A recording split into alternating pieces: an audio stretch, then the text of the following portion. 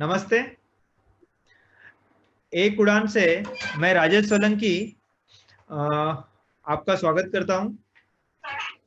आज एक उडान मध्ये आमच्याकडे ज्या व्यक्तींना आम्ही बोलवलं आहे, ज्यांची उडानचा तुम्हाला आम्ही परिचय करून देणार आहोत, तर त्यांची उडान ही जरा वेगळी आहे। आपण बघतो की बऱ्याच लोकांनी व्यवसाय केलेले आहेत, खूप लोक व्यवसाय करतात, वेगवेगळे व्यवसाय करतात, परंतु ज्यांनी आपल्या पॅशनला व्यवसायामध्ये बनवलं, आपल्या पॅशनला व्यवसायाचं रूप दिलं आणि एक यशस्वी सक्सेसफुल एंटरप्रेनर असा त्यांचा आणि नावारूपाला आलेला व्यवसाय ईशा टूर्स अँड ट्रॅव्हल या नावाने त्याला पूर्ण महाराष्ट्र ओळखतो। लडाख, नॉर्थ ईस्ट ही त्यांची स्पेशालिटी आहे आणि आणखी बऱ्याच देशांमध्ये त्यांचं हे आहे। परंतु त्यांचं मला विशेष वेगळेपण हाच आहे की त्यांची जी पॅशन होती, त्यांना जी पॅशनला त्यांनी व्यवसायाचं रूप दिलं, तर पॅशनला व्यवसायाचं रूप दिलं कशा प्रकारे होऊ शकतं, याची जी स्टोरी आहे ती आपण त्यांच्या डिस्कशन मधून आपल्याला पाहायला मिळेल। तर आपल्यासोबत आज मनीषा राजपूत पण आहेत आणि मी त्यांना सांगेल की त्यांनी थोडक्यात इंट्रोडक्शन करावं आत्माराम परब साहेबांचं। ते आत्माराम परब साहेब, नमस्कार। नमस्कार। नमस्कार। नमस्कार। नमस्कार साहेब। आज नमस्कार। नमस्कार। आज परब साहेब आपल्याकडे आहेत, आत्माराम परब साहेब, ईशा टूर्स आणि ट्रॅव्हलचे जे प्रमुख आहेत, आयोजक आहेत आणि काय म्हणता येईल, एकंदरीतच आज जे व्यक्तिमत्व आपल्याला लाभलेलं आहे एक उडान मध्ये, त्यांनी जी घेतलेली भरारी आहे ते पहा, ती भरारी थक्क करून टाकणारी आहे त्यांचा तो प्रवास। कारण की महाराष्ट्रातच नव्हे, भारतातच नव्हे, तर सबंध जगभरामध्ये प्रवाशांना घेऊन जाणारे आणि तिथल्या निसर्ग असेल, पक्षी असतील, वाईल्ड लाईफ असेल, या सगळ्याचं कुतूहल इतरांबरोबर शेअर करावं, त्यांची फोटोग्राफी असेल, ह्याच्यातला जो आनंद आहे, हा आनंद आपल्याबरोबर सर्व सहप्रवाशांना मिळावा, ही एक भावना घेऊन आयुष्यात माणूस काय मोठं करू शकतो, निसर्गाची उदात्तता आपल्याबरोबर इतरांनाही दाखवावी, ही एक भावना घेऊन माणूस काय करू शकतो, त्याचं एक जिवंत उदाहरण म्हणजे आजच्या वाटेतील आपले प्रवासी आहेत, ते म्हणजे परब साहेब। तर त्यांनी जगभरात 5 देशांमध्ये आणि भारतभरामध्ये 28 कंट्रीज मध्ये त्यांनी अशा सहली केलेल्या आहेत। स्पेशल म्हणजे लडाख टूर ही त्यांची फार स्पेशल आहे। आपण सर्वांनी बऱ्याचदा वर्तमानपत्रातून, म्हणजे मी तरी वर्तमानपत्रातल्या जाहिरातीतून ईशा टूर्स पाहिलेली आहे आणि लडाख स्पेशालिटी हे त्याच्यावरती त्यांचं ते स्पेशालिटी मी पाहिलेली आहे। तर आपली लडाख टूर ही आपली विशेष आहे। आणि लडाख, येतोय आवाज? तुमचा आवाज हे जवळ घ्या, येत नाही आवाज नाही का? हा, तर लडाख टूर जी आहे ही आपली स्पेशालिटी आहे आणि आपण माउंटेनियर आहात, त्याचबरोबर आपण उत्तम फोटोग्राफर आहात, आपण निसर्ग वेडे आहात आणि ही पॅशन आहे आपली आणि हा छंद, ही आवड, हेच आपल्या जगण्याचं माध्यम होऊन गेलंय। आणि छंदच जेव्हा माणूस जगायला लागतो तेव्हा जीवनाचं जे गाणं होतं, ते जीवनाचं गाणं आज आपल्याला ऐकायला मिळणार आहे। कारण की या लडाख टूरच्या माध्यमातूनच ते जे अनुभव आहेत, ते अनुभव देखील त्यांनी शब्दबद्ध केलेले आहेत। म्हणजे ते फक्त फोटोग्राफर किंवा टूर मॅनेजर किंवा एवढ्यापुरतीच त्यांचं व्यक्तिमत्व मर्यादित न राहता लेखक म्हणूनही ते नावारूपाला आलेले आहेत। त्यांची 2 पुस्तकंही पब्लिश झालेली आहेत, त्याबरोबर कितीतरी लेख वर्तमानपत्रांमधून त्यांनी लिहिलेले आहेत। तर लडाख प्रवास अजून सुरू आहे आणि हे प्रवासी गीत माझे, तर ह्या प्रवासाला आयुष्याला गाणं त्यांनी बनवलेलं आहे। तर आज आपण अशा एका व्यक्तिमत्वाची ओळख करून घेणार आहोत। मी पुढील सूत्र राजेशजींकडे सोपवतेय। धन्यवाद सर। परब सर, नमस्कार। आज एका ज्यांचं पॅशन गिर्यारोहणाचं होतं, ज्यांचं पॅशन पर्टिक्युलरली माउंटेनियर, तुम्ही ट्रेकर होतात, मी पण ट्रेकिंग केलेली आहे, 2-3 ठिकाणी ट्रेकिंगचा अनुभव आहे मला। तर ट्रेकिंगची जी काही मजा असते ती मी अनुभवलेली आहे। त्यामुळे मी इमॅजिन करू शकतो की एकदा ट्रेकर झाला माणूस, तो एकदा ट्रेकिंग ज्याने केली की तो कायमचा ट्रेकर बनतो, कारण की तो निसर्गाचा त्याला निसर्ग खऱ्या अर्थाने त्याला बघायला मिळतो. आणि ज्याला एकदा निसर्ग बघायला मिळाला, की जो एकदा निसर्गाचा त्याला सहवास मिळाला, की तो माणसाला तिकडनं परत बाहेर काढणं फार डिफिकल्ट आहे. तर तुम्ही तुमचा हा माउंटेनियरचा तुमचं जो आहे, एक तर तुमचं हे जो व्यवसायाला तुम्ही रूप दिलेलं आहे ते नंतर दिलेलं आहे. त्याच्या आधी तुम्ही खऱ्या अर्थाने माउंटेनियर होता, ट्रेकर होता, तुम्ही जॉब करत होतात. तर सुरुवातीचा तुमचा प्रवासाचा जरा आम्हाला सांगाल, तुमचं एक तर बालपण कसं गेलं आणि नंतर तुम्ही माउंटेनियर आणि गिर्यारोहणामध्ये कशा प्रकारे एंट्री झाली तुमची? धन्यवाद राजेशजी. पहिल्यांदा तुम्ही मला इन्व्हाइट केलं इथे तुमच्या एक उडान या संस्थेच्या मार्फत, आणि मला हा तुमच्याशी आणि आमच्या इतर सगळ्या पर्यटकांशी बोलण्याचा संधी दिली, त्याबद्दल आपले आभार. तुम्ही जे म्हणालात त्याप्रमाणे माझा खऱ्या अर्थाने बेस माझा किंवा माझ्या भावंडांचा हा बेस आमचा कोकणातूनच झाला. आणि कोकणामध्ये आम्ही लहानाचे मोठे झालो, किंवा आम्ही मुंबईत लहानाचे मोठे झालो, पण कोकणात दरवर्षी महिनाभर आम्ही 1.5 महिना मे महिन्यामध्ये किंवा गणपतीमध्ये गावी जायचो. त्यामुळे ती गावची ओढ, निसर्गाची ओढ, या सगळ्या गोष्टी जुळून आल्या होत्या. आणि अगदी आमचं मामाचं गाव अगदी जवळ होतं, तिथे सुद्धा आम्ही चालतच जायचो. कारण काय होतं, त्या निसर्गातून आणि डोंगर दऱ्यातून आम्हाला चालत जाता यायचं. त्याची एक वेगळी मजा होती. त्यामुळे पर्यटनाची जी आपण बेस म्हणतो, हा बेस सगळा आम्ही आमच्या कोकणातच आमच्या झाला. कोकणामध्ये कोणत्या ठिकाणी होतं तुमचं गाव? हॅलो, कोकणामध्ये कुठे म्हटलं, कोणत्या ठिकाणी कोकणामध्ये? आमचा कणकवली. कणकवली. ओके. हा, कणकवली जवळ. तर आमचं सह्याद्रीचे अगदी पायथ्याशी आमचं गाव आहे, म्हणजे अगदी खेडेगाव. आजही ते खेडेगाव आहे, आणि खरं गाव असं जसं असायला पाहिजे तसंच गाव आहे ना. तर अलीकडे काय झालं, गावाचं रूपांतर सुद्धा छोट्या छोट्या शहरांमध्ये झालंय. तर आजही ते तसंच गाव आहे, खेडेगाव, आणि आम्ही ते एन्जॉय करतो खरं तर. आणि तिथेच माझी सगळं बालपण आणि नंतरचा काळ, तरुणपणाचा पण काळ, हा सगळा त्या बेस तयार होण्यामध्ये गेला. मी तुम्हाला एक गंमत म्हणून सांगतो की पूर्वी एका पडद्यावरती सिनेमा दाखवायचे गावांमध्ये, मुंबईत सुद्धा दाखवायचे म्हणा. तर गावांमध्ये सुद्धा असायचं ते. मे महिन्याचा तो काळ होता, आणि तो आमची शेवटची जी एसटी असते ती चुकली.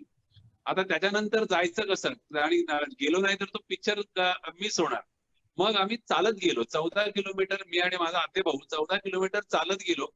आणि साधारण आम्ही त्या पिक्चरचा जी काय वेळ होती त्या वेळेच्या आसपास पोहोचलो सुद्धा आम्ही. तर ती खरं सांगायचं तर पहिला ट्रेक म्हणता येईल, तो पहिला ट्रेक होता खऱ्या अर्थाने. 14 किलोमीटरचा ट्रेक केला होता. वय किती होतं तुमचं तेव्हा? ऍट व्हॉट एज किती होतं तुमचं? वय किती होतं? साधारण तेव्हा असेल 24 वगैरे असेल. ओके. हा. तर त्याच्या आधी सुद्धा मी बरंच काय छोट्या मोठ्या सहली करत होतो. कारण नोकरीला, कस्टमला नोकरीला मात्र खूप लवकर लागलो. मी वयाच्या 19व्या वर्षीच कस्टम मध्ये नोकरीला लागलो, आणि त्यामुळे मग तेव्हा सुद्धा भटकणं चालूच होतं. ट्रेकिंग, छोटं मोठं ट्रेकिंग चालू होतं. हे मी तुम्हाला सांगतो, हे 23-24 नाही, मी साधारण 17 किंवा 18 वर्षांचा असेल. मी 17 वर्षांचा असेल जेव्हा मी हा पहिला ट्रेक केला. 17 वर्षांचा, बरोबर. 12वी झाल्यानंतर इमिजिएटली ते केलं होतं. तर म्हणजे तो गमतीचा भाग आहे, पण खऱ्या अर्थाने मी तर म्हणेन तो पहिला ट्रेक म्हणता येईल मला. कारण 14 किलोमीटरचा ट्रेक करून पिक्चर बघण्यासाठी म्हणून ते केलेला तो उपद्व्याप होता. तर त्यातून मग हळूहळू मग नंतर जेव्हा नोकरी करता करता ट्रेकिंग, माउंटेनिअरिंगच्या क्षेत्रामध्ये कसा आलो, हा पण एक खूप छान विषय आहे माझ्यासाठी. काही ज्या गोष्टी आहेत या खरं तर आपण ग्रॅज्युअली करतो. आपण जनरली ग्रॅज्युअली करतो, की आधी आपण SSC करतो, मग आपण ग्रॅज्युएशन करतो. माझ्या बाबतीत ट्रेकिंग म्हणा किंवा व्यवसाय म्हणा, सगळ्याच बाबतीत मी ग्रॅज्युएशन आधी केलं आणि नंतर मग SSC केलं म्हणायला हरकत नाही. त्याचं उदाहरण देतो. सह्याद्रीचा पहिला जो ट्रेक केला तो महाराष्ट्रातला तो सगळ्यात मोठा ट्रेक म्हटला जातो, पन्हाळगड ते विशाळगड. आता सध्या या दिवसांमध्ये बाजीप्रभू देशपांडेंची पुण्यतिथी असते, त्या निमित्ताने तो एक ट्रेक असतो. भर पावसामध्ये धोधो पाऊस कोसळत असतो. तर पन्हाळगड ते विशाळगड हा 125 किलोमीटरचा ट्रेक 4 दिवसांमध्ये करायचा होता. तो ट्रेक पहिल्यांदा केला. आयुष्यात ट्रेकिंग काय असतं हे माहित नव्हतं, पण तेव्हा तो ट्रेक केला आम्ही कम्प्लीट. आणि तो ट्रेक केल्यानंतर असं म्हटलं जातं की तुम्ही आयुष्यात पुन्हा कधीच ट्रेक नाही करणार किंवा मग प्रेमात पडाल ट्रेकिंगच्या. आणि तेच झालं, मी प्रेमात पडलो. माझ्या सोबत जी काही मंडळी होती त्यांनी आयुष्यात पुन्हा कधी ट्रेकिंगचं नाव घेतलं नाही, पण मी मात्र त्या दिवसापासून प्रेमात पडलो ट्रेकिंगच्या.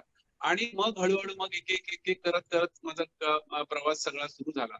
त्याच्यानंतर पहिली जी हिमालयाचा जो आता नेहमीच आम्ही म्हणतो की सह्याद्री झालं की नंतर पुढची स्टेप असते ट्रेकर एका माउंटेनियरची, ती म्हणजे हिमालय.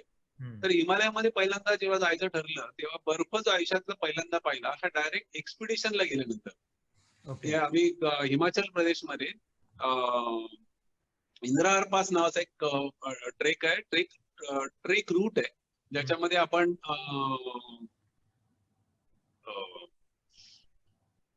इंद्राहार पास म्हणून एक तो जो पास आहे आणि धरमशालाहून सुरू होतो आणि तो चंबाला संपतो. तो सुद्धा जवळजवळ 110 किलोमीटरचा ट्रेक होता, प्लस एक्सपिडिशन होत होती. त्याच्यामध्ये 2 पीक क्लाइंब करायचे होते. आमचे आत्ता मित्र पण तेव्हाचे आमचे बॉस, आमच्या कस्टम्सचीच आमची एक ट्रेकिंग माउंटेनिअरिंग संस्था होती, त्या संस्थेतून आम्ही तो केला होता. आणि पहिलीच जे माझं इंटरॅक्शन झालं हिमालयाशी ते डायरेक्टली एक्सपिडिशनच्या माध्यमातून. त्यामुळे तिथे सुद्धा मी तेच केलं की मी डायरेक्ट पहिल्यांदा आधी ग्रॅज्युएशन पास केलं, त्याच्यानंतर मग बाकी खालच्या. किती दिवसाचा ट्रेक होता तो? किती दिवसाचा ट्रेक होता? किती दिवसांचा ट्रेक होता? किती दिवसांचा ट्रेक होता? 11 दिवसांचा ट्रेक होता. आणि त्याच्यामध्ये हाय अल्टिट्यूड ट्रेक होता तो. त्याच्यामध्ये प्रॉपर क्लाइम्बिंग आणि रॉक क्लाइम्बिंग आणि स्नो क्लाइम्बिंग वगैरे सगळ्या ह्याच्या गोष्टी होत्या, टेक्निकल गोष्टी होत्या. आणि मी त्यानंतर मात्र सह्याद्रीच्या बरोबरच मग हिमालयाच्या प्रेमात पडलो. आणि मग तो ट्रेक झाल्यानंतर काय होतं की तुम्ही एखादी कठीण गोष्ट केली की नंतर काही छोट्या गोष्टी करायला काहीच वाटत नाही. तर तसंच ते झालं. आणि त्यानंतर मग मी नेहरू इन्स्टिट्यूट ऑफ माउंटेनिअरिंग मध्ये माउंटेनिअरिंगचा कोर्स केला. आणि मग ते खऱ्या अर्थाने ते माझा तो प्रवास सुरू झाला. सेम थिंग मोटर बाईक एक्सपिडिशनच्या बाबतीत सुद्धा मी भारतामध्ये खूप फिरलो मोटर बाईक वरती, पूर्ण भारत फिरलोय मी. पण त्याच्यामध्ये सुद्धा मी मुंबई ते काश्मीर म्हणजे लडाख अशी एक बाईक एक्सपिडिशन केली. आणि ती बाईक एक्सपिडिशन होती खरं तर 19 दिवसांची, पण ती झाली आमची 29 दिवसांची. कारण 17 दिवसांची होती पण ती झाली 29 दिवसांची. आणि त्याच्यामध्ये आम्ही 17 दिवस त्या एक्सपिडिशन मध्येच आम्ही 17 दिवस एका ठिकाणी अडकून पडलो होतो. आणि क्लाउड बर्स्टमुळे आता जसं आपण आता आपापल्या घरामध्ये अडकून पडलोय, तिथे आम्ही एका ओपन जागेमध्ये एका ठिकाणी अडकून पडलो होतो. आणि त्याच्यावरच ते लडाख प्रवास अजून सुरू आहे हे पुस्तक लिहिलेलं आहे. त्यामुळे तो वेगळा विषय आहे, त्याच्यावर मी फार बोलणार नाही. लडाखला सर पहिल्यांदा लडाखला पण ट्रेकिंग साठीच गेलात तुम्ही पहिल्यांदा, म्हणजे व्यवसाय चालू करण्याच्या आधी लडाखला? हो, तेच सांगतोय की लडाखला जेव्हा मी पहिल्यांदा मोटर बाईक एक्सपिडिशन केली तेव्हा लक्षात आलं की हे लडाख काहीतरी वेगळं आहे, अद्भुत आहे, वेगळं काहीतरी आहे. आणि त्याच्या आधी मी बऱ्यापैकी 93 to 95 याच्यामध्ये मी बऱ्यापैकी काही हिमालयाचे काही एक्सपिडिशन्स केले होते, ट्रेकिंग केलं होतं. तर त्यानंतर मात्र हा भाग लडाखचा हिमालय वेगळा वाटला मला. आणि त्यानंतर मी त्याच्या म्हणजे म्हटलं तर प्रेमात पडलो म्हणायला हरकत नाही. आणि त्याच्यानंतर पुन्हा जायला मग 95ला पहिल्यांदा गेलो, नंतर 97ला गेलो, नंतर दरवर्षी जात होतो मी. आणि हे करता मला वाटायला लागलं की आपण हेच करायला पाहिजे, हे करू शकतो आपण. आणि नंतर मग मी स्लोली ह्या व्यवसायाकडे आलो. मग ईशा टूरचा जन्म कधी झाला? ईशा टूर ऍक्च्युअली जन्माला कधी आली? तुमची पहिली व्यावसायिक टूर कधी झाली? जेव्हा तुम्ही खऱ्या अर्थाने व्यवसायाप्रमाणे ज्याला करून ईशा टूरची नावा कंपनी स्थापन करून जी टूर घेतली का, त्याच्या आधी तुम्ही ईशा टूर स्थापन न करता तुमचा छोट्या प्रमाणात छोटी एखादी टूर काढली तुम्ही, की कशा प्रकारे झालं की ईशा टूर कंपनी फॉर्म करण्याच्या आधी कदाचित तुमची टुरिंग डायरेक्टली ग्रुप फॉर्म करून टुरिंग तुम्ही एखादी केली असेल, की कशा प्रकारे टुरिंग व्यवसाय सुरू कसा झाला?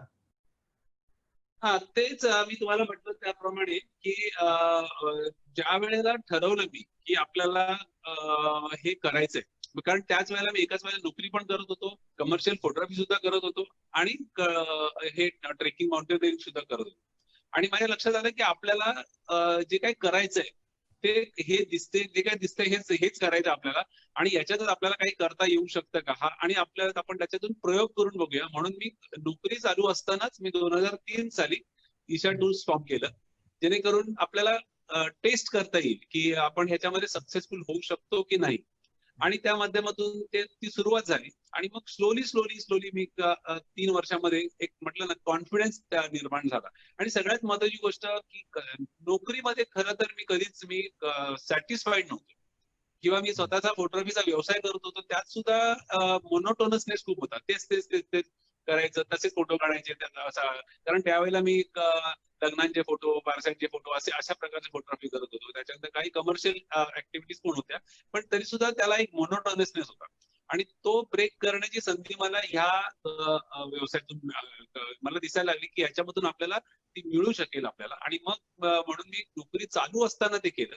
आणि स्लोली 2006 मध्ये मला लक्षात आलं की आपण आता नोकरी सोडायला हरकत नाही. नाही, पण मला काय म्हणायचं, नाही करू शकतो. आत्माराम साहेब, मला काय म्हणायचं, नोकरी करत असताना पहिली तुमची टूर कुठे गेली ते मला विचारायचं. पहिली टूर ही 2003 साली. सर्वसामान्य टूर ऑपरेटर करतात किंवा सर्वसामान्य व्यावसायिक करतात की सगळ्यात सोपं जे असतं ते करतात, तर तोच मी प्रकार केला. आणि मी पहिल्यांदा कुलू मनालीची टूर केली आणि ती सगळ्यात आतापर्यंतच्या ईशा टूर्सच्या इतिहासातली सगळ्यात असं म्हणता येईल सक्सेसफुल टूर होती, पण कमर्शियली कम्प्लिटली लॉस मध्ये होती. कारण प्लॅनिंग केलं होतं 50 लोकांसाठी, आणि आली लोक फक्त 10. पण त्यावेळेला मात्र एक धडा मात्र नक्की घेतला की कुठल्याही परिस्थितीत आपल्या प्रॉब्लेम्समुळे, म्हणजे टूर ऑपरेटर म्हणून आपल्या प्रॉब्लेममुळे आपण टूर कॅन्सल करायची नाही, आपण ती टूर न्यायची कुठल्याही परिस्थितीमध्ये. आणि तो मोठा धडा मला मिळाला. आणि त्याच्यानंतर नेक्स्ट मला असं एक समज लक्षात आलं की आपण सगळ्यांसारखंच करतोय, वेगळं काही करत नाही आहोत. आणि आपल्याकडे एक खूप स्ट्रॉंग लडाख सारखं एक प्रोडक्ट म्हणता येईल, म्हणजे आपण व्यवसायामध्ये त्याला प्रोडक्ट म्हणतो. तर प्रोडक्ट जे आहे एवढं स्ट्रॉंग आहे, एवढा अभ्यास झालाय ऑलरेडी, तर आपण लडाखने का सुरुवात करू नये. पण त्यावेळेला अशी परिस्थिती अशी होती, वातावरण असं होतं की लडाख म्हटल्यानंतर फक्त हार्डकोर माउंटेनियर्स, त्याच्यानंतर ट्रेकर्स असेच जाऊ शकतात असं लोकांना वाटायचं. पण त्या एवढ्या काळामध्ये मी ज्या लोकांना नेलं होतं त्याच्यामध्ये वेगळ्या एज ग्रुप मधली लोक होती. तर माझ्या लक्षात आलं की आता आपण जर करायचं तर फक्त ऑर्बिट डेस्टिनेशन घेऊन करायचं, म्हणजे जिथे लोक जात नाहीत, जिथे कोणीच जात नाही, जिथे कोणीच प्रवास करत नाही, कमीत कमी लोक जातात, जिथे मोबाईल नेटवर्क नसतं, अशा ठिकाणी लोकांना घेऊन जायचं. आणि ती पहिली 2003 मध्येच केली. एक थोडक्यामध्ये जनरली मी सगळ्या बिझनेसमॅनचा बघतो, बिझनेसमॅन जनरली सक्सेस होतो, कोणत्या पण व्यवसायामध्ये सक्सेस होतो, किंवा माझा स्वतःचा अनुभव पण असा आहे की जो वेगळा रस्ता निवडतो, जो ठरलेल्या रस्त्याने जात नाही, आपला स्वतःचा एक रस्ता वेगळा बनवतो, कुचांचा असला, दगडांचा असला, पण डिफिकल्ट जरी असला, पण आपला स्वतःचा निवडलेला असला, तर तो त्याच्यामध्ये त्याला यश दिसतं आणि त्याला चॅलेंज पण वाटतं, त्याच्यात आपण काहीतरी वेगळं केल्यासारखं वाटतं. अदरवाईज जे सगळे करतायत तेच आपण केलं तर कॉपी केल्यासारखं होतं. तर ही एक भूमिका जी जनरली यशस्वी सगळ्या व्यावसायिकांमध्ये आहे, असं माझं स्वतःचं ऑब्झर्वेशन. इव्हन माझ्या व्यवसायामध्ये सुद्धा मी अशाच प्रकारे केलं होतं. तर हा एक सिमिलरपणा मला दिसला तुमच्या व्यवसायामध्ये आणि बाकीच्या व्यवसायामध्ये. म्हणजे जो डिफिकल्ट होता, जिथे त्यावेळेला कोणी लडाखमध्ये जात नव्हतं. लडाख म्हटलं म्हणजे लोकांना समोर बर्फ दिसायचं की इग्लू असतील असं, म्हणजे आम्ही पण लहानपणी लडाख म्हटलं म्हणजे तिथे लोक राहतच नाहीत असं होतं. किंवा नॉर्थ ईस्ट म्हणजे एकदम भारतात मधलं आहे की नाही असं लोकांना फार एवढाच विशेष माहिती नसायची. नॉर्थ ईस्ट म्हटलं की भीतीचं वातावरण असं होतं. किंवा त्यावेळेला बऱ्याच वेळा काहीतरी गोरखा किंवा ते बोडोलँड किंवा अशा टाईपचे काही प्रॉब्लेम असतील काश्मीरमध्ये, लडाखमध्ये, म्हणजे एकदम बाहेरचा भाग, तिथे हार्डली काही लोक राहतात. तर तुम्ही तिथे जाण्याचं डेअरिंग केलं आणि तिथे त्याला रेग्युलर तुमचा रूट बनवला. ही तुमची व्यवसायाची पर्टिक्युलरली स्टार्ट झाली. तर पहिली लडाख ट्रिप तुमची कोणत्या वर्षी झाली सर? पहिली ट्रिप 2003 मध्येच. ओके, 2003 मध्येच पहिल्यांदा 2003च्या मे महिन्यामध्ये, मी एप्रिल महिन्यामध्ये कुलू मनाली केली, जी कम्प्लिटली लॉस मध्ये होती. पण मी इमिजिएटली विचार केला की आपण आता हा मार्ग निवडायचा, आपला स्वतःचा मार्ग निवडायचा आणि आपण स्वतःच्या मार्गावरती आपण प्रवास करायचा आणि कम्प्लिटली नवीन मार्गावर प्रवास करायचा. आणि ती माझी पहिल्यापासूनची खरंच सवय होती म्हणायला हरकत नाही की आपण ट्राय करायचं, काहीतरी वेगळं ट्राय करायचं. आणि त्या माध्यमातूनच मी तो प्रयोग केला आणि जबरदस्त सक्सेसफुल झाला. कारण पहिल्याच ट्रिपला जवळजवळ 27 लोक आली आणि ते पण लगेच 3 महिन्यातच. म्हणजे जुलै महिन्यामध्ये मी लडाखची पहिली टूर केली 2003 साली आणि त्याला खूप चांगला रिस्पॉन्स मिळाला. त्याच वर्षी ऑगस्ट मध्ये सुद्धा एक आम्ही टूर केली, छोटी टूर होती, 10-12 लोक होती फक्त. पण त्याच्यानंतर मात्र दरवर्षी तो आकडा वाढायला लागला आणि लोक यायला लागली. आता हे यायला लागली त्याचं कारणही वेगळं होतं, कारण लोकांपर्यंत हे पोहोचवणं खूप महत्वाचं होतं, की काहीतरी वेगळं अद्भुत निसर्ग आहे तो पोहोचवणं खूप गरजेचं होतं. कारण त्यावेळेला आतासारखं व्हॉट्सअप किंवा इंस्टाग्राम आणि या सगळ्या गोष्टी नव्हत्या. लोकांपर्यंत हे सगळं पोहोचवणं शक्य नव्हतं. त्यावेळेला मला आठवत आहे की मला लोक पण म्हणायचे, काय कसले भिकेचे डोहाळे लागले, ते पाठीवरती बॅग टाकायचो मी. माझ्याकडे एक चांगला हे होता, प्रोजेक्टर होता. तो प्रोजेक्टर घेऊन मी एक लोकांच्या घरोघरी जायचो. घरी नेऊन त्यांना मी स्लाइड शो प्रेझेंटेशन दाखवायचो की हे लडाख आहे, हे तुम्हाला बघायचं आहे, तुम्ही या आमच्या आणि हे करून लोकांना अट्रॅक्ट केलं. गुड. मला सर एक क्वेश्चन माझ्या मनामध्ये आला की तुम्ही व्यावसायिक म्हणून जेव्हा हे सुरुवातीला जेव्हा टूर तुम्ही ऑपरेट करत होते, म्हणजे प्रत्येक टूर बरोबर तुम्ही टूर ऑपरेटर म्हणून स्वतः जात होते सगळ्या टूर बरोबर, तर असं किती वर्ष चाललं की स्वतः जाणं किती वर्ष चाललं? आणि मग पहिली 7 वर्ष सगळ्या टूर्सना मी स्वतः गेलो. हो, ग्रेट. पण तेव्हा वर्षातून 1 किंवा 2 किंवा 3 टूर होत होत्या, त्यामुळे मला ज्या सुट्ट्या मिळायच्या त्याच्यात मी जात होतो. जेवढे टूर मध्ये तुम्ही स्वतः गेले ते सगळे तुमचे कायमचे मित्र झाले म्हणायला हरकत नाही, कारण की टूर मध्ये एकत्र टूर केलेले असते ते कायमचे मित्र होतात. ना आमची ती खासियत आहे, मी त्या पॉइंटवर येईन मी नंतर. आमची ही खासियत आहे, एकदा आमच्याकडे लोक आली, कुठलाही पर्यटक म्हणून आमच्याकडे आली, मी असो किंवा माझे सहकारी असो, ते आमचे होतात. बरोबर. आणि तीच आमची युएसपी आहे. ते आमचे होतात, आमच्यातले एक होतात. आणि कारण आम्ही कधीच टुरिस्ट आणि ऑर्गनायझर असं कधीच वेगळ्या 2 टोकावर नसतो. आम्ही सगळे एकत्र असतो आणि एकत्र येऊनच आम्ही त्या गोष्टी सगळ्या एन्जॉय करतो ट्रिप. त्यामुळे मी नेहमी म्हणतो की चांगला टुरिस्ट किंवा चांगला ट्रॅव्हलर होणं खूप महत्वाचं आहे तुम्हाला चांगलं टूर ऑपरेटर होण्यासाठी. कारण तरच तुम्हाला कळू शकतं की तुमच्या टुरिस्टला काय हवंय, त्यांचे प्रॉब्लेम्स काय आहेत, त्यांना काय.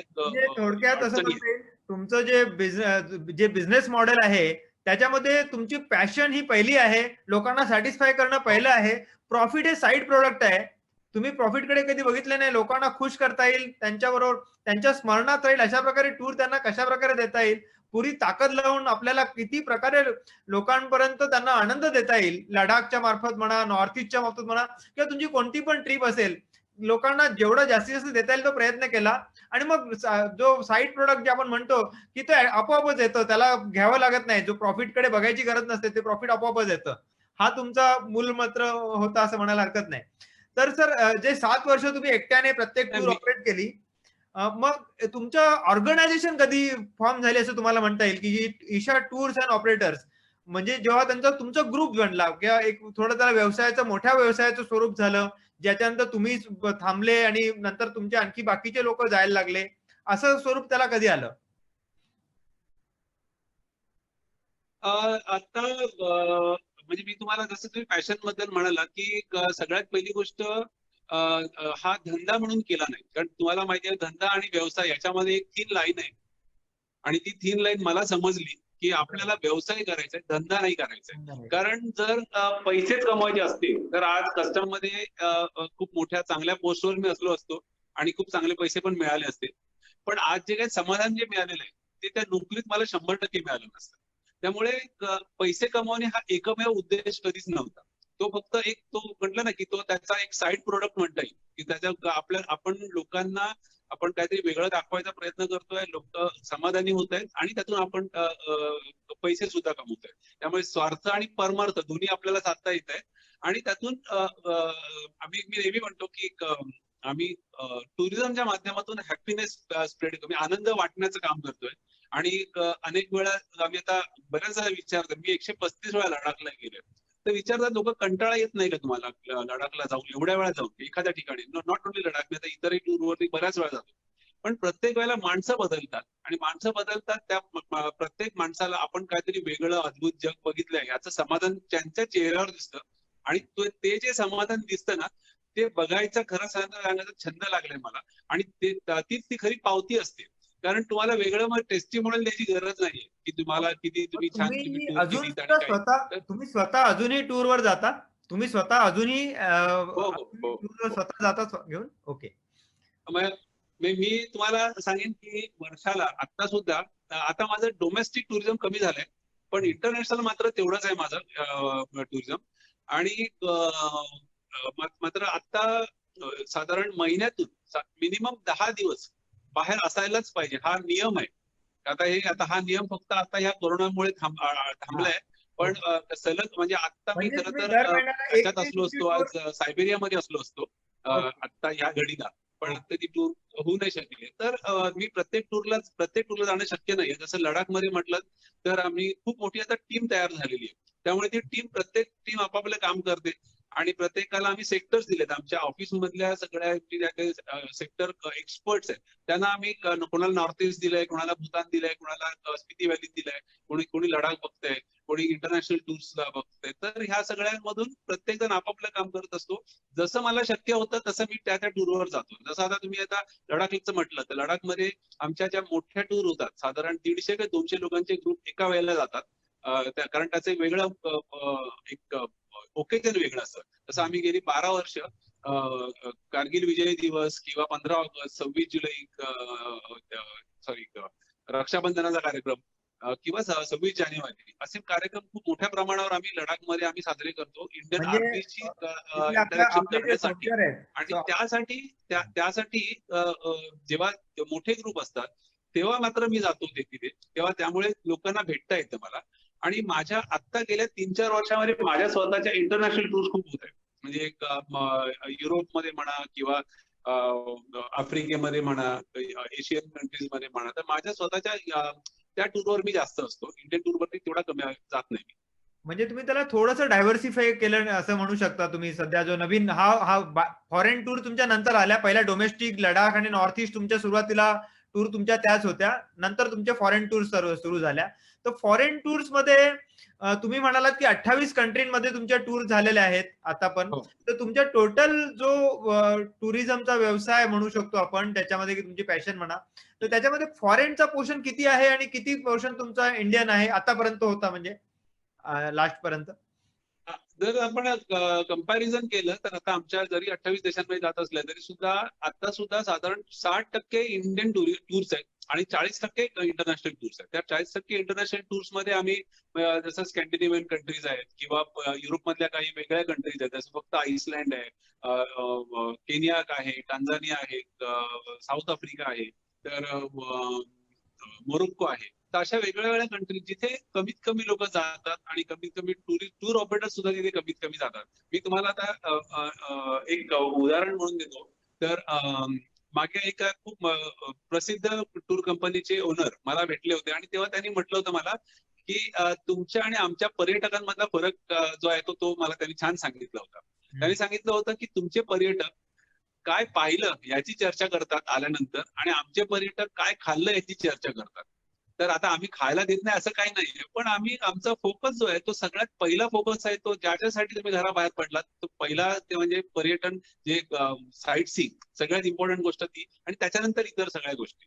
आता गंमत म्हणजे आणखीन एक गोष्ट त्याच्यामधलीच मी तुम्हाला सांगेन की त्यांनी म्हटलं होतं छान की तुमच्या सोबत जे पर्यटन करतात ते आमच्या बरोबर कधीच येणार नाहीत, कारण त्यांना ती सवय नाहीये मोठ्या मोठ्या ग्रुपमध्ये ट्रॅव्हल करण्याची.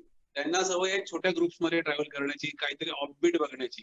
आणि आमच्याकडे ते शक्य नाहीये. पण ते जे ऑफबीट बघणारी लोक आहेत त्यांची संख्या मात्र खूप कमी आहे. तुम्ही जर रेशो काढला तर 90% लोक स्टँडर्ड टूर करणारे आहेत आणि 10% लोक या अशा प्रकारचे टूर करणार आहेत. पण आमचा फोकस क्लिअर आहे. आम्हाला ती दर्दी लोक हवी आहेत. दर्दी लोक हवेत आम्हाला, दर्दीवाली लोक नको आहेत आम्हाला. दर्दी लोक हवी आणि ती दर्दी लोक आम्हाला 100% सापडतात. आणि ज्या ज्या टूर आम्ही अनाऊन्स केल्या अगदी फक्त नॉर्दर्न लाईट बघण्यासाठी तुम्ही जर आज 2.5 लाख रुपये खर्च करून तुम्हाला स्कॅन्डिनेव्हियाला यायचंय तर एखादा माणूस दर्दीच असायला पाहिजे. तो फक्त पैसे मोजणारा असेल किंवा माझे एवढ्या पैशांमध्ये माझे 10 देश होऊ शकतात असं मोजणार असेल तर तो तिकडे येणारच नाही. त्यामुळे पर्यटकांची, आणि ती त्यांची चूक नाहीये, प्रत्येकाची वेगळ्या प्रायोरिटीज असतात आणि त्याप्रमाणे प्रत्येक पर्यटक हा टूर करत असतो. तर आम्ही आमचा एक म्हणतो ना एक क्लायंट बेस असा तो एक तयार झालेला आहे आणि त्याच्यामध्ये लोक येतात आणि येणारा प्रत्येक माणूस हा मात्र आनंदी हो. ओके. तर म्हणजे तुम्ही तुमचं वेगळेपण अशा प्रकारे आहे की तुम्ही ऑफबीट रूट निवडलाय असं म्हणायला हरकत नाही. तो तुमचा वेगळेपण आहे. बाकीच्या तर माझं असं म्हणायचं की जे बाकीचे ऑपरेटर्स आहेत, जे मोठे ऑपरेटर्स आपण म्हणतो, कॉक्स अँड किंग झाले किंवा इंटरनॅशनल ऑपरेटर्स आहेत, जे कॉर्पोरेट लेवलला ऑपरेशन आहेत, त्यांच्यामध्ये आणि तुमच्यामध्ये हा मूळ डिफरन्स आहे असं म्हणायचं का? की ऑफबीट डेस्टिनेशनचा हा मूळ डिफरन्स आहे का दुसरा काही डिफरन्स आहे तुम्हाला? तुम्ही तुमचं, कारण की तुमचं वेगळेपण तुम्ही टिकवून ठेवलं. जेव्हा कॉर्पोरेट्स येतात त्यावेळेला छोट्या व्यावसायिकांना किंवा यांना फार डिफिकल्ट असतं त्यांच्याशी चॅलेंज करणं. बऱ्याच वेळा आपण बघतो की पेप्सी आली त्यावेळेला आपल्याकडे थम्सअप होते, बाकीचे होते, छोटे जे बिझनेसमॅन होते ते ऑलमोस्ट संपले. त्यांनी त्यांचा व्यवसाय बंद केला म्हणा किंवा एकदम छोटा कुठल्या तरी याच्यात चालू ठेवला. ते एवढे मोठे मोठे कॉर्पोरेट असताना तुम्ही तुमचा ब्रँड कसा निर्माण करू शकला? तर तुमचा ब्रँड नुसता निर्माण केला नाही तर तो लोकप्रिय पण झाला आणि टिकवून ठेवला एवढे दिवस. तर त्याच्या मागचे काय यशाचं तुमच्या गणित काय किंवा काय त्याच्या सूत्र? मी आता याच्याबद्दल मगाशी की आपल्याकडे येणारा जो गेस्ट आहे, आम्ही कस्टमर किंवा क्लायंट म्हणत नाही, आम्ही गेस्ट म्हणतो. त्यामुळे आमच्याकडे येणारा जो गेस्ट आहे त्याला त्या गेस्ट सारखीच वागणूक दिली गेली पाहिजे. त्यांना जसं आपल्याकडे घरात पाहुणे आल्यानंतर आपण त्यांना ट्रीट करतो तसं त्यांना ट्रीट केलं गेलं पाहिजे. ते आम्ही अगदी आवर्जून करतो. आणखीन एक गोष्ट, मी डोमेस्टिक टूर बद्दल नाही बोलणार, मी इंटरनॅशनल टूर्स बद्दल बोलेन. की आता आफ्टर कोविड आपल्याला हा प्रश्न आता येणार आहे पुढे की मिनिमम लोक एका गाडीमध्ये असायला पाहिजे, 20 लोक 25 लोक. आमच्याकडे आम्हाला मी हा विषय तुम्हाला मी आता सांगेन की गेल्या 10 वर्षात आम्ही ज्या इंटरनॅशनल टूर्स केल्या त्याच्यामध्ये आम्ही एक स्वतःचा आमचा नियम बनवला की प्रत्येक टुरिस्टला एक सिंगल विंडो मिळाली पाहिजे. ओके, बरोबर. म्हणजे एका गाडीमध्ये जर 55 सीटर गाडी असेल तर साधारण 25 ते 26 लोक, त्याच्यापेक्षा जास्त लोक घेऊन नाही जायची. आणि हा नियम आम्ही पाळतोय. अगदी 1-2 वेळा अपवाद म्हणून जास्त लोक झाले. कारण काय होतं की मी ज्या टूरवर जातो तेव्हा बऱ्याचदा असं होतं की तू आहेस ना, चला मी पण येतो. जसं तुम्ही, तर तुम्हाला नाही कसं म्हणायचं. म्हणून मग अशा वेळेला थोडासा तो आकडा वाढलेला आहे. पण तो अगदी निग्लिजिबल हे वेळा आहेत त्या. पण आम्ही हा नियम ठेवल्यामुळे आता काय झालंय, ऑब्व्हियसली आमची कॉस्ट इतर आमच्या सोबतचे जे आहेत काही टूर ऑपरेटर त्यांच्यापेक्षा नक्की जास्त असते. पण तरी सुद्धा लोक येतात, जास्त पैसे देऊन सुद्धा लोक येतात. कारण त्यांना हे माहिती असतं की आपल्याला व्हॅल्यू फॉर मनी मिळणार आहे. कारण आपल्याला जास्त वेळ मिळणार आहे आपल्याला पर्यटन करण्यासाठी. पुन्हा बऱ्याच टूर कंपन्यांचं भारतीय जेवण देतो ही युएसपी असते. आणि आमची युएसपी अशी आहे की आम्ही भारतीय जेवण देणार नाही. आणि त्याच्यासाठी लोक येतात. लोक म्हणतात आम्ही तुमच्याकडे येतो कारण तुम्ही भारतीय जेवणाचा आग्रह नाही धरत, तुम्ही आम्हाला लोकल फूड देता. आणि लोकल फूड देता त्यामुळे आम्ही ते एन्जॉय करतो. कारण भारतीय जेवण तर आपण आपल्या घरात पण खातो, भारतात पण खातो. तर त्याच्यापेक्षा आम्ही तिथे जाऊन काहीतरी लोकल काहीतरी आपल्याला टेस्ट करायला पाहिजे. पुन्हा आणखीन एक गोष्ट आहे ती म्हणजे आमचं एक भावनिक नातं तयार होतं. आमच्या ग्रुप बरोबर एक भावनिक नातं तयार होतं. त्याचं कारण असं आहे की आमची साईज खूप छोटी आहे. आता एका वर्षामध्ये 1 लाख लोक येणार असतील तर तुम्ही कसं भावनिक नातं ठेवणार. पण तीच जर समजा काहीशे लोक असतील तर त्यांच्याबरोबर ते ठेवणं शक्य असतं. आणि ते आम्ही केलेलं आहे असं नाही. आणि तोच आमचा बेस आहे. आजही आमच्याकडे 90% लोक ही फक्त माउथ पब्लिसिटीवर येतात, वर्ड ऑफ माउथ नाही येतात. आम्ही पेपर ऍडचा उपयोग काहीच होत नाही. एक दिवस प्रश्न मला आला की डोमेस्टिक मध्ये सुद्धा तुमच्या टूर ह्या कॉर्पोरेट पेक्षा थोड्याशा महाग आहेत का अजून पण? डोमेस्टिक टूर ज्या तुमच्या आहेत मग ह्या दुसरे जे कॉर्पोरेट्स आहेत जे कॉक्स अँड किंग म्हणा, कॉक्स अँड किंग म्हणा, ज्या असतील तर त्यांच्यापेक्षा तुमची कॉस्ट थोडीशी जास्त आहे डोमेस्टिक मध्ये सुद्धा का फक्त ही फॉरेन टूर जास्त पडते? डोमेस्टिक मध्ये नाही, डोमेस्टिक मध्ये ऑलमोस्ट सिमिलर आहेत सगळ्या आमच्या हे. मी कॉम्पिटिटर मी कधीच म्हणत नाही, या सगळ्यांना कॉम्पिटिटर म्हणत नाही, मी मार्गदर्शक म्हणतो. कारण मी स्वतः या क्षेत्रामध्ये मला स्वतःला काहीच नॉलेज नव्हतं, कोणत्याही प्रकारचं माझ्याकडे ट्रेनिंग नव्हतं.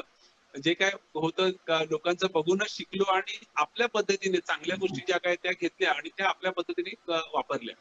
तर ते कॉम्पिटिटर मी कधीच म्हणत नाही. पण एवढं मात्र नक्की की कॉस्ट मध्ये इंडियन टूर मधला फरक फार नाहीये. म्हणजे फारच अगदीच निग्लिजिबल आहे. खूपच मार्जिन फार कमी आहे. इंटरनॅशनल मध्ये थोडासा तो हायर साईडला जातो, पण डोमेस्टिक टूर मध्ये मात्र तसा नाहीये. आणि जेव्हा तुम्ही याला व्यवसायाचं रूप दिलं तेव्हा तुमच्या डोक्यात कधी आलं होतं का की तुम्ही एवढा मोठा व्यवसाय तुमचा होईल, एवढ्या मोठ्या प्रमाणात तुमचं नाव होईल, ईशा टूर्स अँड ट्रॅव्हल्स लोकांमध्ये जाईल, महाराष्ट्रामध्ये सगळ्यांना माहिती होईल, तुम्हाला कधी लडाखचा मित्र म्हणून अवॉर्ड मिळेल, दलाई लामांना तुम्हाला भेटता येईल, तुमच्या नॉर्थ ईस्ट मध्ये तिथल्या प्रेसिडेंट ला तुम्हाला भेटेल, त्यांच्या हस्ते तुम्हाला अवॉर्ड मिळेल, एवढे पुरस्कार मिळतील, असा कधी विचार आला होता जेव्हा तुम्ही स्टार्ट केलं होतं तेव्हा?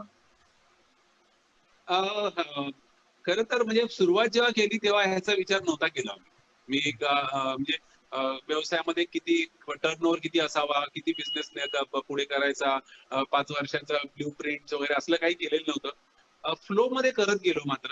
आणि त्या फ्लो मध्ये आम्ही माझ्या बरोबर माझे जे सगळे साथीदार होते त्यांना सोबत घेऊन आम्ही त्या फ्लो मध्ये आम्ही स्वतःला झोकून दिलं. आमच्याकडे आमचा सगळ्यांचा एकच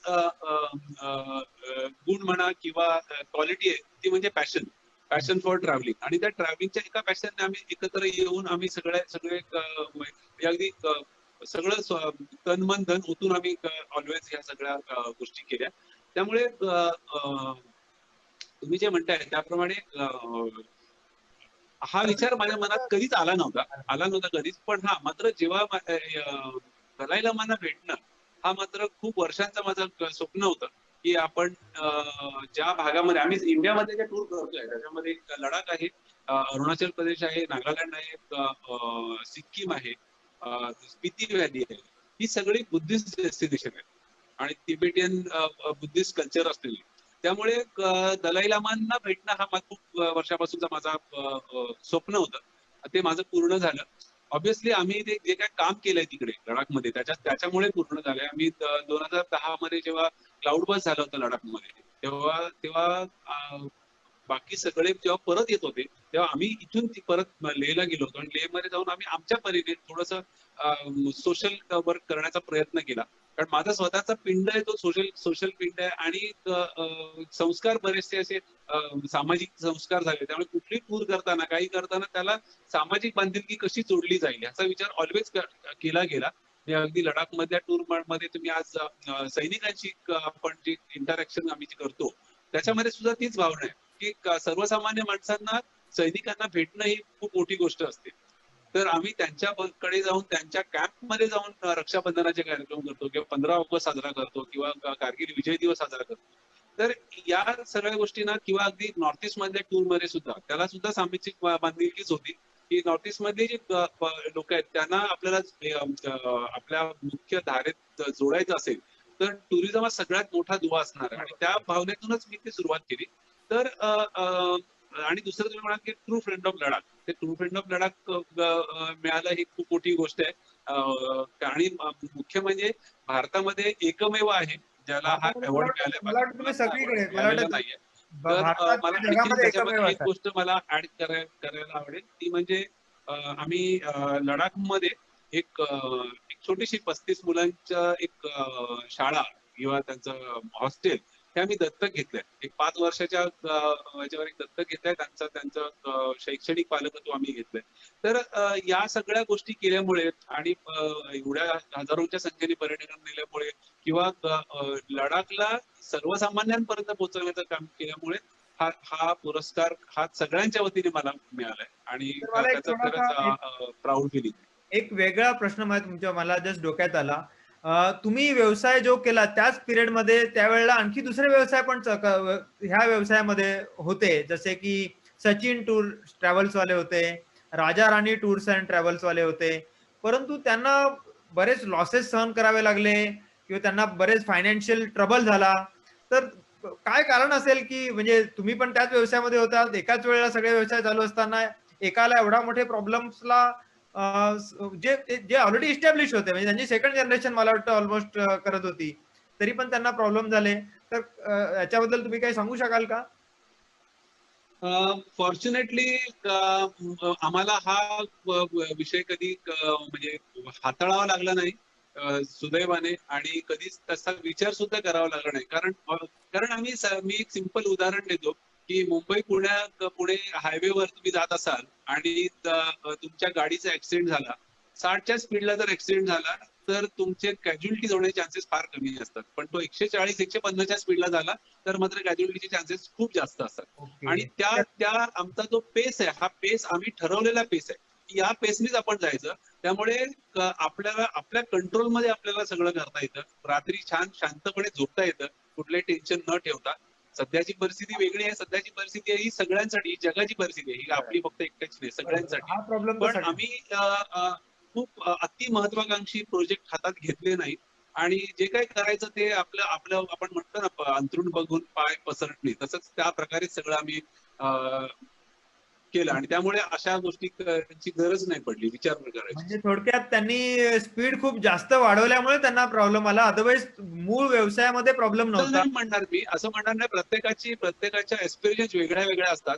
माझी स्वतःची किंवा आमची स्वतःची ही एस्पिरेशनच नाहीये की आम्हाला यांना गाठायचं आहे, आम्हाला हा टर्न ओव्हर गाठायचा आहे.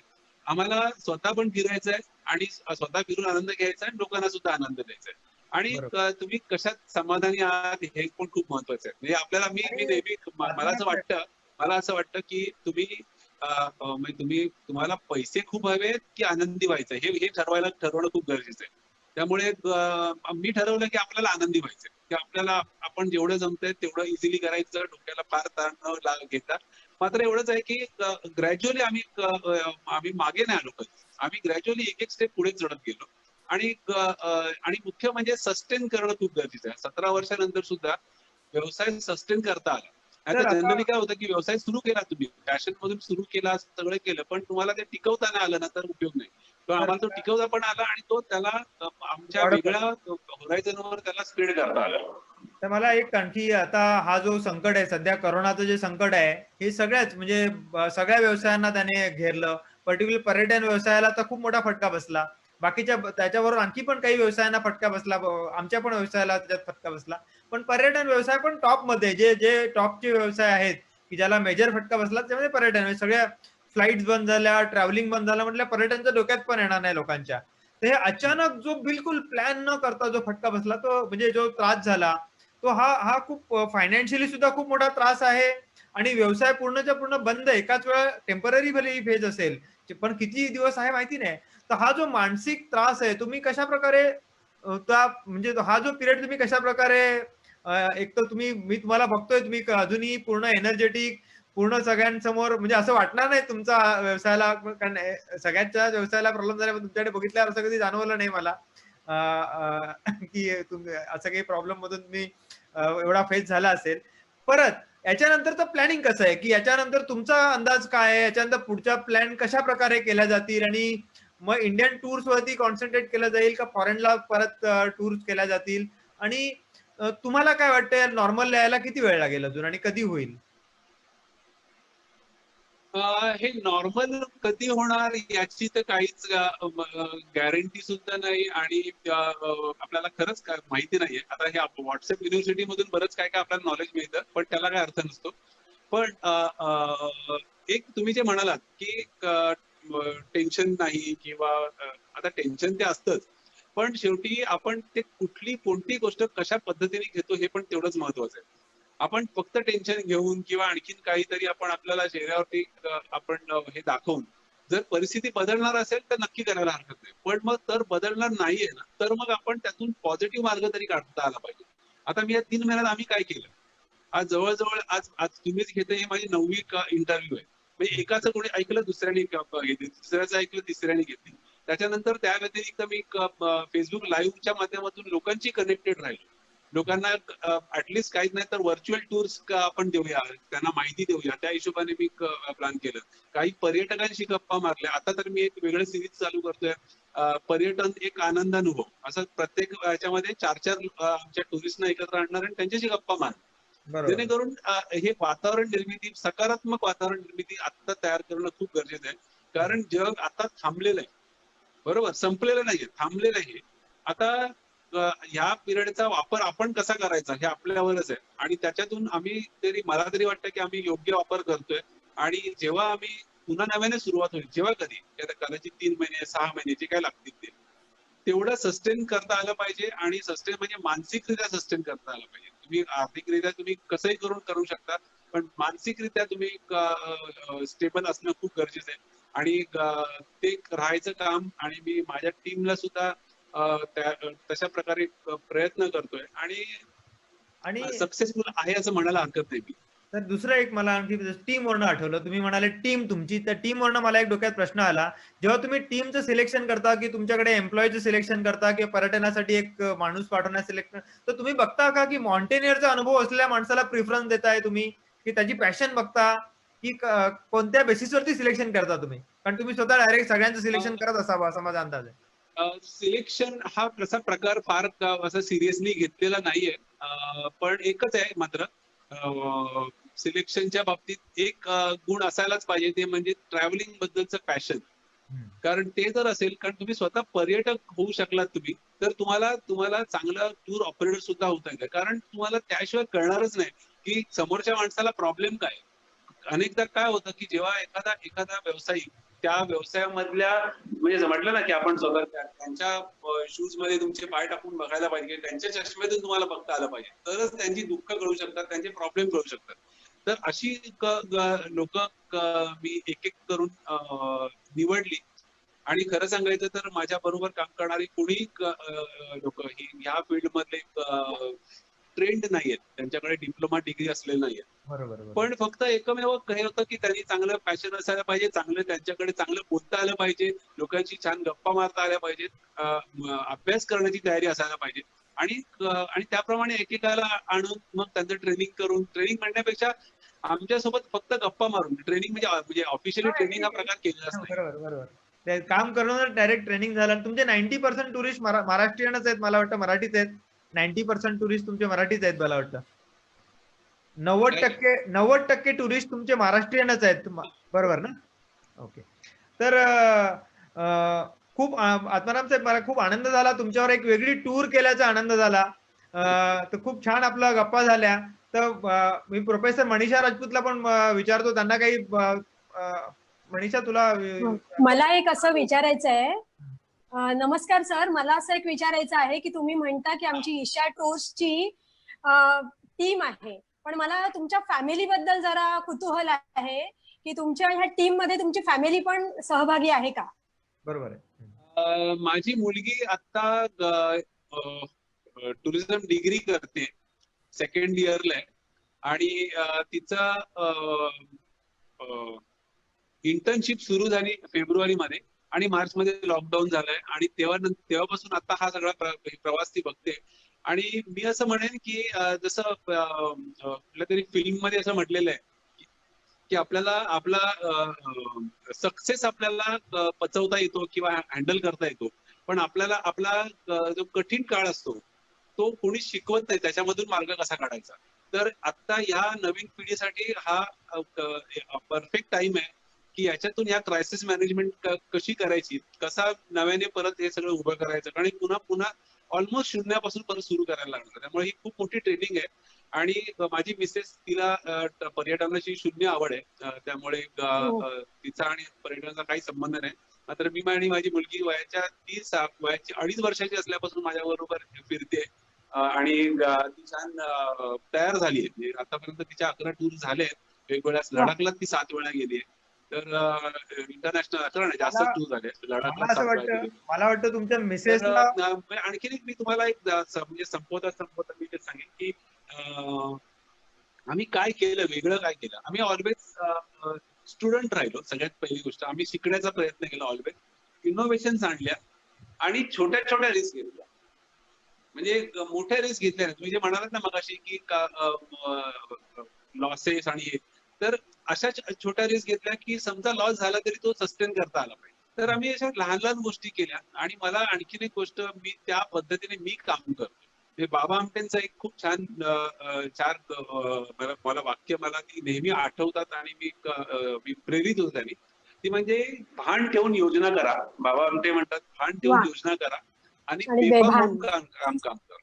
बरोबर. तर आम्ही तसंच बेफाम होऊन सगळेच, मी आणि माझी अख्खी टीम तसं काम करतात. आणि हे तत्वज्ञान जे आहे हे आम्ही ऍक्च्युली जगतो आम्ही. आणि आम्ही तीच आमची खरं सक्सेस मंत्र म्हणता येईल मला त्याची. आणि आम्ही वी आर एन्जॉईंग, म्हणजे आम्ही हा सगळा प्रवास स्वतः पण एन्जॉय करतोय. आणि लोक आम्हाला म्हणतात की तुम्ही टुरिस्ट कमी, टूर ऑपरेटर कमी, टुरिस्ट जास्त वाटतात. तर खूप आम्ही वेगळे वेगळे इनोव्हेशन आम्ही या व्यवसायात आणले आणि आम्हाला आनंद वाटतो किंवा गर्व सुद्धा वाटतो की खूप मोठ्या ब्रँडने आम्हाला कॉपी केलंय. आम्ही कोणालाच कॉपी नाही केलं, पण आम्हाला खूप मोठ्या ब्रँड्सने कॉपी केलंय आणि तो आम्हाला खरंच गर्व वाटतो. कारण आम्ही जरी टार्गेट वाईज किंवा तुमच्या आर्थिक दृष्ट्या आम्ही खूप मोठा जरी काही केलेलं नसलं तरी सुद्धा एखाद्या व्यवसायामध्ये, एखाद्या क्षेत्रामध्ये आपलं नाव एका पर्टिक्युलर जागी नेऊन ठेवणं, जसं लडाखच्या बाबतीत एका डेस्टिनेशन मध्ये आम्हाला आमचं एक नाव एका वेगळ्या पातळीवर आहे, ते पातळीवर आम्ही नेऊ शकलो, ह्याच्यामध्ये आनंद वाटतो. आणि अशा ठिकाणी लोकांना घेऊन जात आहे की जिथे लोक म्हणतात की वा काय काय जागी आणलाय तुम्ही, म्हणजे परब साहेब तुमच्या मागे बरेच कॅमेरे दिसत आहेत मला, फोटो हे दिसतात, तर तुमची पॅशन फोटोग्राफीची अजून पण तुमची आहे का? तुमच्या मागे मला बरेच फोटो दिसत आहेत, अजून पण तुम्ही फोटोग्राफी करता का? फोटोग्राफी ही आत्ता पॅशन नाही, पण याच्या आधी माझं प्रोफेशन होतं. मी झी टीव्ही साठी सुद्धा 4 वर्ष कॅमेरामन आणि फोटोग्राफर म्हणून काम केलंय. त्याच्यानंतर अनेक सिरियल साठी काम केलंय, वेगवेगळ्या मॉडेलिंग क्षेत्रात काम केलंय. अगदी सुरुवात जी झाली होती ती लग्न समारंभ तसं करायचो, पण नंतर मग ते जसं मी नोकरी सोडली त्याच्यानंतर फोटोग्राफी सोडली आणि मग पूर्णपणे या व्यवसायात आलो. आणि तुम्हाला आता मागे दिसतायत हे